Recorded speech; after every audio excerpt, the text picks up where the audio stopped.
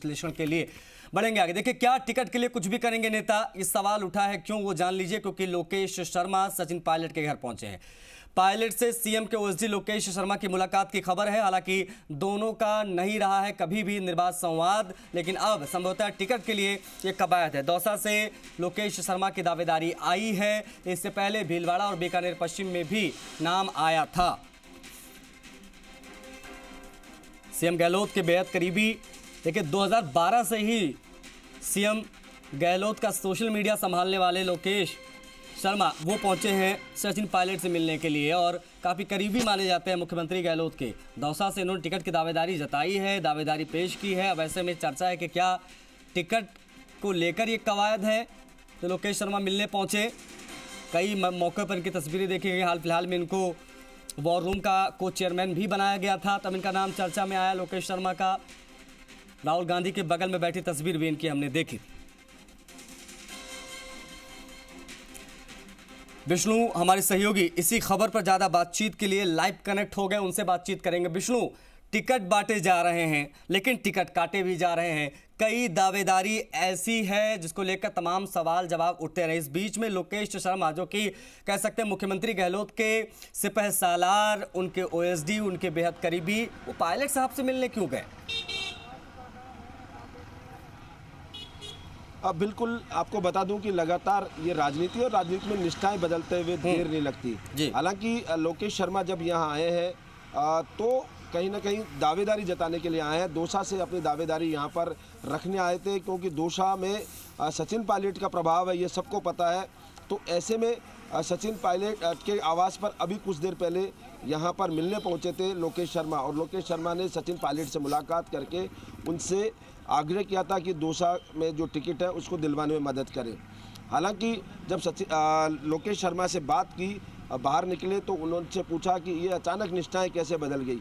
तो उनका सीधा सीधा कहना था कि वो मुख्यमंत्री की ओएसडी के नाते काम कर रहे थे, लोगों ने उसी नाते उनको देखा, कांग्रेस नेता के नाम से नाते कभी नहीं देखा। तो ऐसे में उनकी दावेदारी बनती है और वो लगातार प्रयास कर रहे हैं। उनसे पूछा कि जब आप भीलवाड़ा और बीकानेर पश्चिम से भी दावेदारी करते आए और अब अचानक दौसा, तो उन्होंने कहा कि हाँ वहाँ मैंने दिया था, लेकिन पार्टी जहाँ चाहेगी मुझे टिकट दे सकती है और मैं दावेदार हूँ, लगातार यहाँ पर कर रहा हूँ। इसके अलावा निष्ठाएं बदलने की बात हुई तो उन्होंने कहा कि मैं यहाँ पर जो वॉर रूम है उसका को चेयरमैन हूँ। तो ऐसे में लगातार आगामी चुनावी सरगर्मियाँ हैं, तेज़ होने वाली है। तो ऐसे में सचिन पायलट से बातचीत करने वो आए हैं, लेकिन कहीं ना कहीं दावेदारी का मसला है। यहाँ पर निष्ठाएं राजनीति में बदलते तुरंत देर नहीं लगती है। कई ऐसे नेता भी यहाँ पर देखे गए थे जो पहले सचिन पायलट के यहाँ कभी नहीं देखे गए, लेकिन वो मुख्यमंत्री अशोक गहलोत। विष्णु मैं आपको रोक रहा हूँ, वजह है लोकेश शर्मा का बयान सुनाना, जो सचिन पायलट से मुलाकात को लेकर उन्होंने प्रतिक्रिया दी है। दर्शकों को सुनाते हैं, फिर लौट रहा हूँ। विष्णु, सिर्फ मुख्यमंत्री जी के विशेषाधिकारी के रूप में क्यों देखा जाता है? मुझे कांग्रेस ने सेंट्रल टीम का, पीसीसी का जो वॉर रूम है उसका को चेयरमैन भी तो बना रखा है। आगे चुनाव हैं, अब चुनाव में हमें जाना है, एकजुट होके जाना है, तो उसमें और क्या क्या चीज़ें हो सकती हैं उन सभी के बारे में डिस्कस करने सचिन जी के पास आए। हमारे वरिष्ठ नेता हैं, तो इनकी जो सलाह है, इनका जो मार्गदर्शन है, उसी से आगे बढ़ेंगे सब लोग मिलके। विष्णु कह रहे हैं कि मुझे ओएसडी के तौर पर ही क्यों देखा जाता है, सिपह सालार के तौर पर ही क्यों देखा जाता है। मैं तो को चेयरमैन भी हूँ, वॉर रूम का नेता भी हूँ कांग्रेस पार्टी का, इसलिए मिलने आया हूँ, समझने आया हूँ स्थिति समीकरण किस प्रकार से देखा जाए उनके इस प्रतिक्रिया को। अब बिल्कुल प्रतिक्रिया साफ साफ दिखाई दे रही है कि वो कहीं ना कहीं एक तरह से आशीर्वाद लेने यहाँ पर पहुँचे हुए हैं। क्योंकि लगातार अगर बात की जाए यहाँ पर पिछले कुछ जो घटनाक्रम हुए थे, जब सरकार पर यहाँ संकट आया था, उस दौरान अगर आपने देखा हो तो लगातार जो लोकेश शर्मा है वो बयानबाजी भी कर रहे थे।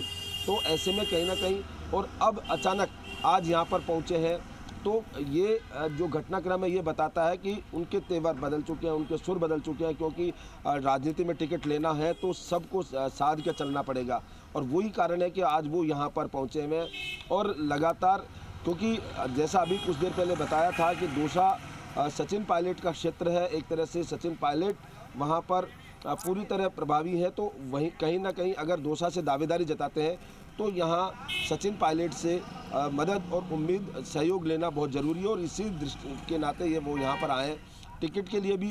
क्योंकि अगर सचिन पायलट का क्षेत्र है तो कहीं ना कहीं पार्टी भी उनसे पूछकर या उनकी सलाह के आधार पर टिकट दे सकती है, तो ऐसे में वो भी उनके लिए आवश्यक है। हालांकि उन्होंने खुद ने कहा है कि वो लगातार मुख्यमंत्री के ओएसडी रहे, लेकिन अब वो पार्टी के कार्य भी कर रहे हैं, को चेयरमैन है, तो ऐसे में उनको मुख्यमंत्री के ओएसडी के नाते नहीं देखा जाए, एक पार्टी के कार्यकर्ता के रूप में देखा जाए, और इसीलिए वो दावेदारी यहाँ पर जताने आए। बात अगर की जाए यहाँ सचिन पायलट के, तो लगातार यहाँ पर जो नेता हैं कांग्रेस के, जो टिकट के दावेदार हैं, वो अब भी लगातार यहाँ पर आ रहे हैं। यहाँ पर खिलाड़ी लाल बेरवा कुछ देर पहले यहाँ पर निकले हैं। इसके अलावा जो पूर्व मेयर है ज्योति खंडेलवाल, वो अभी फिलहाल अंदर है। इसके अलावा जाहिर तौर पर विष्णु, देखिए बात सिर्फ लोकेश शर्मा की नहीं है, तमाम नाम ऐसे हैं जो भी और जो है वो आते जाते नजर आ जाएंगे। मेल मुलाकात का सिलसिला भी और ज्यादा बढ़ेगा जब तक नाम स्पष्ट नहीं हो जाते 200 की 200 विधानसभा सीटों पर। बहुत शुक्रिया विष्णु इन तमाम जानकारियों के लिए, तमाम बातचीत के लिए। तो बड़ी चीज़ यह है कि लोकेश शर्मा जो कि ओएसडी हैं मुख्यमंत्री गहलोत के काफ़ी करीबी, से